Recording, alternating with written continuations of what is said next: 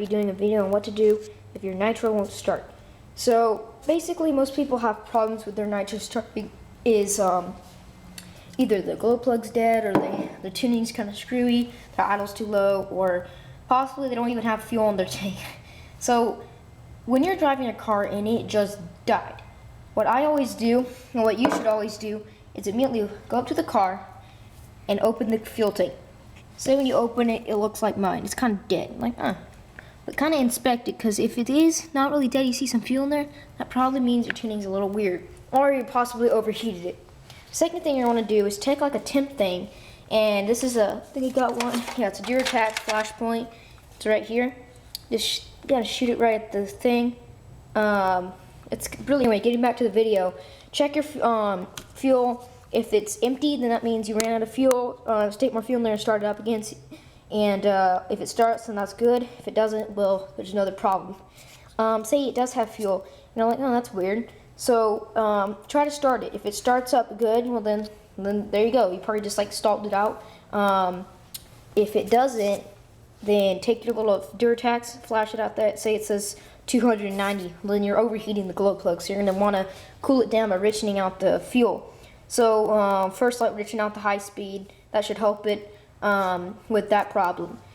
Now, say when the next day you just kind of let your nitro sit there, you had some fuel in there in the fuel line, the next day you want to start it up, and say it's kind of cold outside, like how it is here in December, it's like 50 degrees, and when you try to start it and priming it, it doesn't work, it kind of just sits there. And if you start it and you start noticing that fuel has like air bubbles and it just stops right there, then you probably have a little air leak, or somehow your fuel cap didn't shut all the way. Like, see how it's not shut? I can still press it down.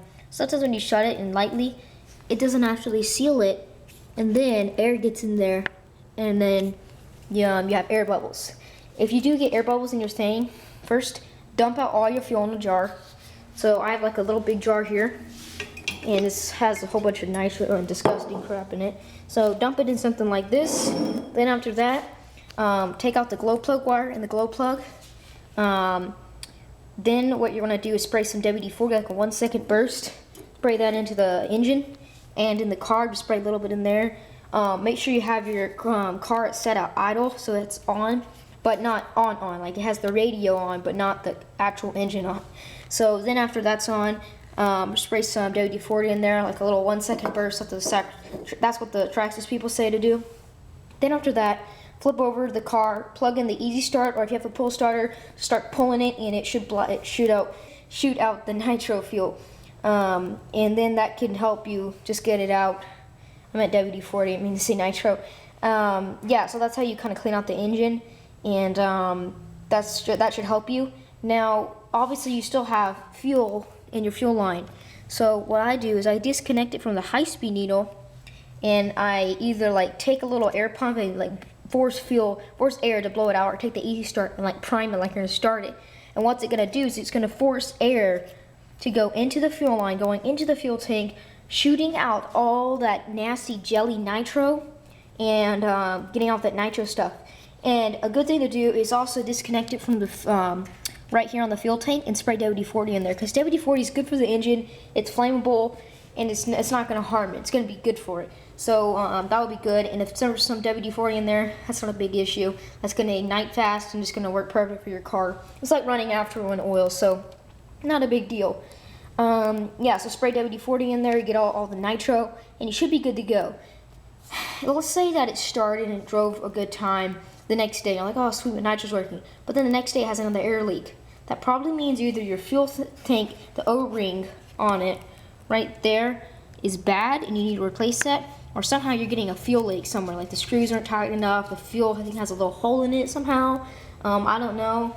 Sometimes you can have that, or your fuel line is bad. What I would do if my nitro didn't start, I would do everything I just said, and if it still didn't work, then I would replace my fuel line, my fuel tank, and then I should be good to go. And check the carburetor, have the Hobbytown guys do that. And that's just a good way to kind of troubleshoot the problem of if your nitro won't start. If your glow plug's good, your fuel's good, everything kind of works properly, fuel's getting in there, and it still doesn't start, that's your tuning. Mostly your idle is kind of low, you just like raise it a little bit. And your idle, your high speed needle is right here, low speed needle is down there. idle, it is, so you can see that little screw there, that is your idle. And turning it clockwise will raise the idle, and turning it counterclockwise will lower the idle.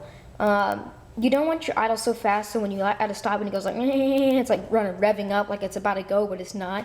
That's bad for the clutch because it's giving it enough RPM to engage the clutch, which will allow it to kind of drive, and you'll kind of see your nitro kind of do this crap. So what you're going to do is lower your idle just a little bit, and it'll keep it where it's just going to sit there and not rev. So that's just a good little tip on what to do. Also, this is a problem with me, is one day I was starting it up, I was driving around, and I started seeing smoke come out. I was freaking out. I checked the engine, and it said it was normal. And what the thing was, is that my motor thing, I took it off, and I didn't stick it on properly, and it had a little, like, air hole, and it was actually letting the explosion kind of come out a little bit, which was the smoke and stuff. So that wasn't good.